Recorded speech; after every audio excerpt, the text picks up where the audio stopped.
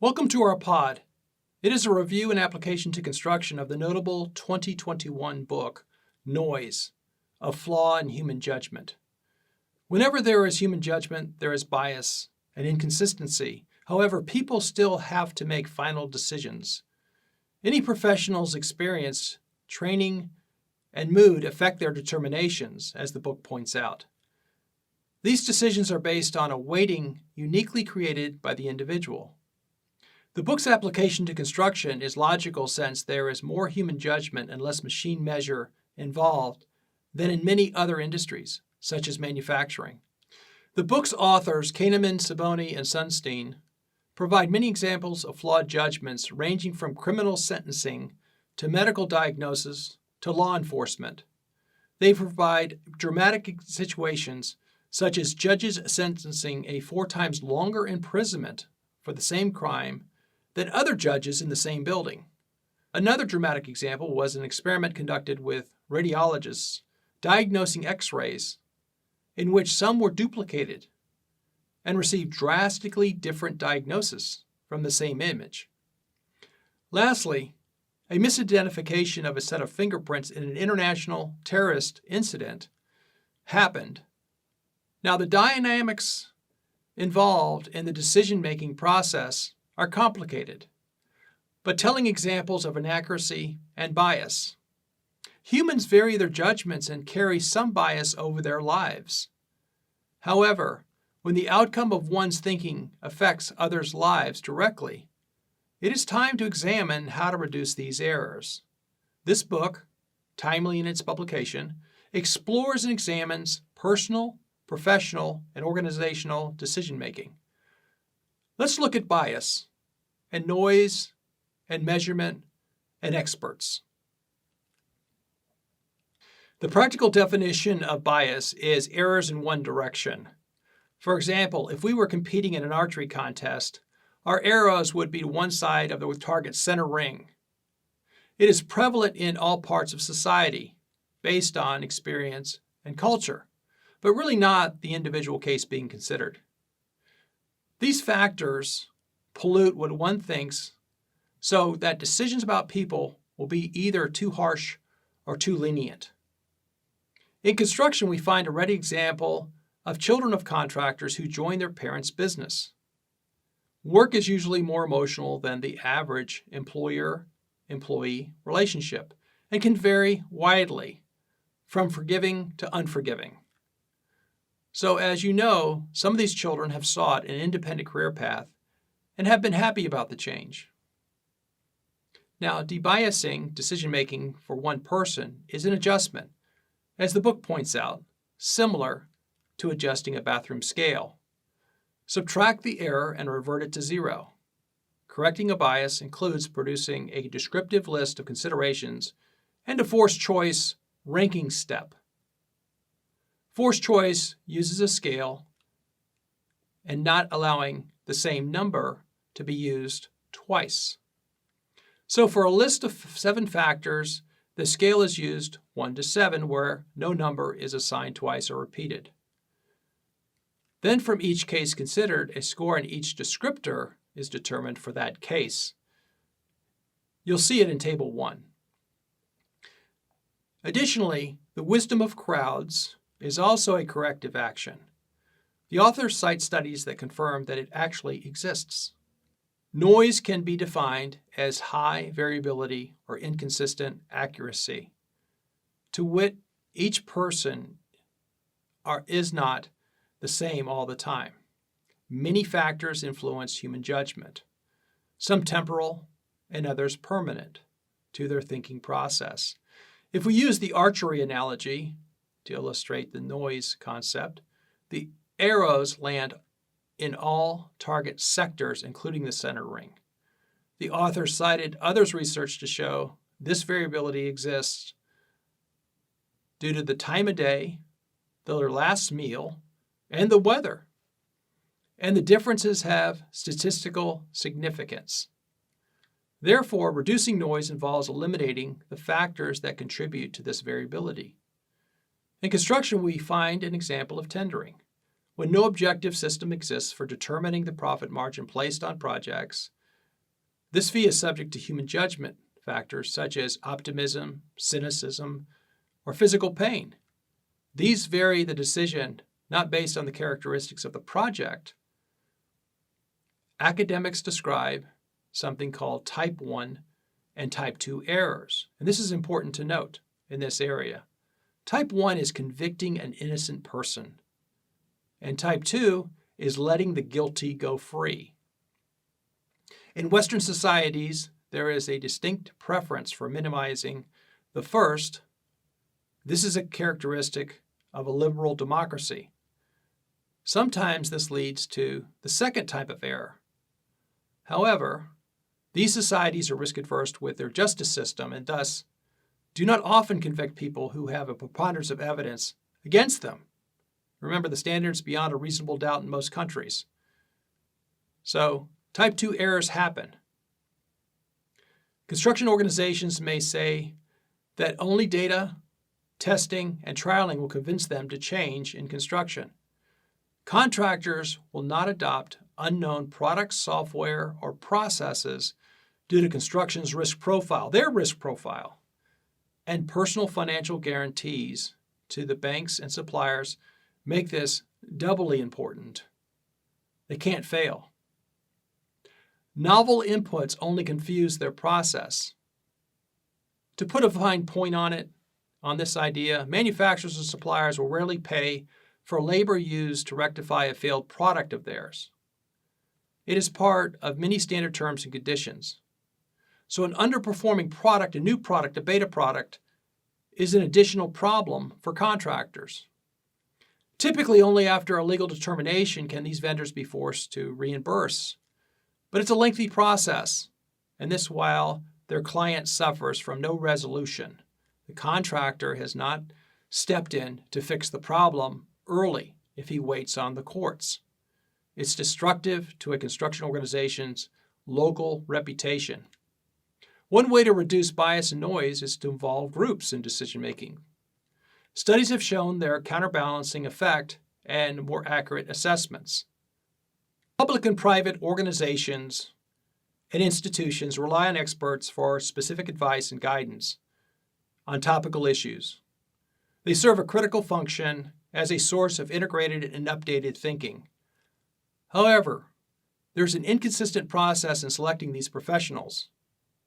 Various methods designate experts, such as their credentials, like a PhD or multiple industry designations, or their tightly woven narrative of assessing a current problem. Additionally, they might be selected by their body of work, such as 30 years evaluating issues and recommending solutions. It's critical to discover why others consider a person an expert. Asking the question, what type of expert are they, can keep unqualified professionals from having an outsized influence in determining a critical judgment.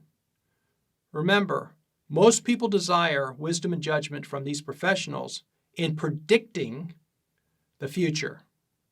Therefore, assessing that skill, that specific skill on past prophecy should be part of the selection process. Effective measurement provides credible evidence. These metrics are usually based on language or numbers. Now, words are inefficient vehicles for accurate assessment, as you might guess. Phrases such as very rich, highly successful, and well off can be deemed in any priority depending on the speaker. Multiply that problem by 10 in a room full of listeners. As an antidote, assigning numbers to grade a situation is an improvement.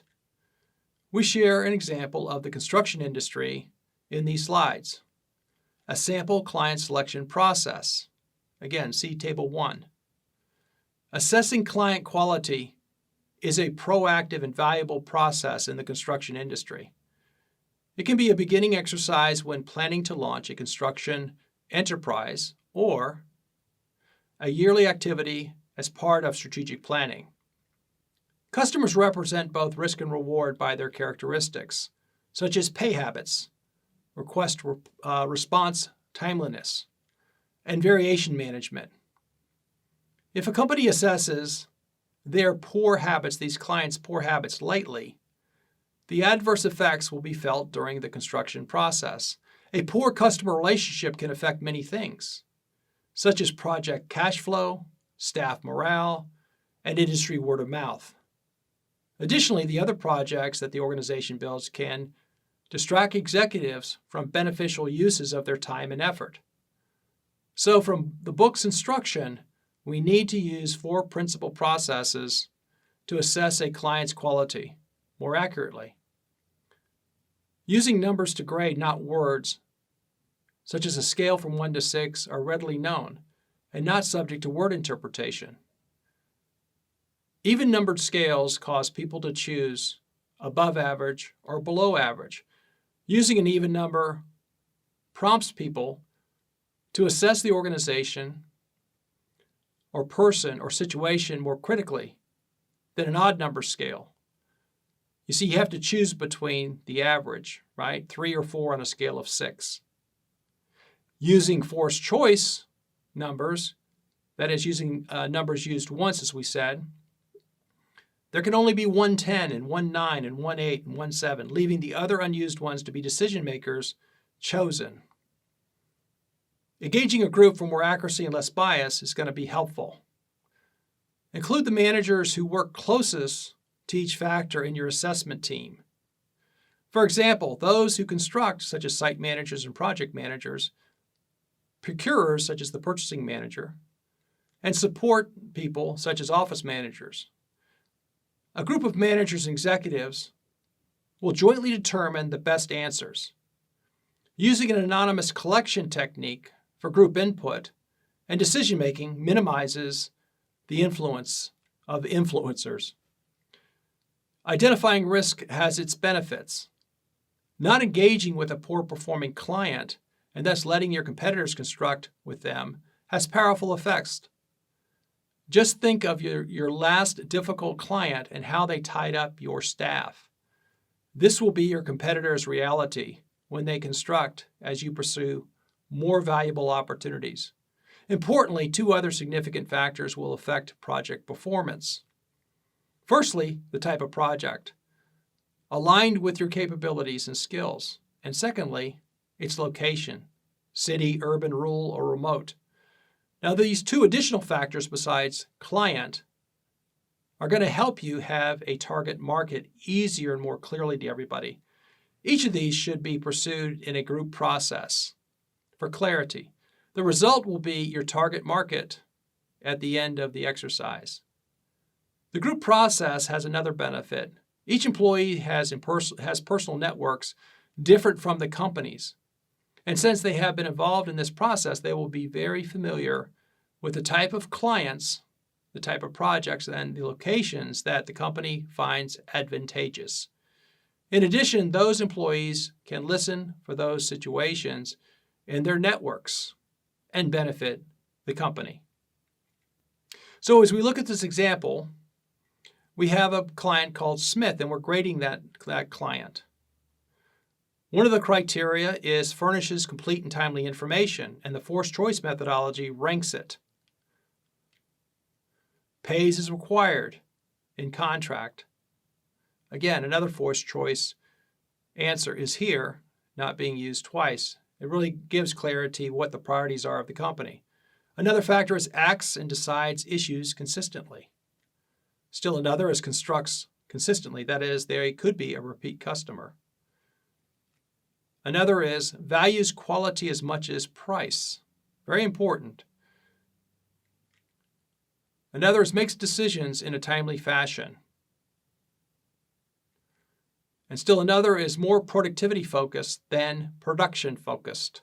That is, they really try to make sure that for your expensive inputs you make as a contractor, there is progress or higher revenue coming out from the output. Tendering projects to few, not many contractors.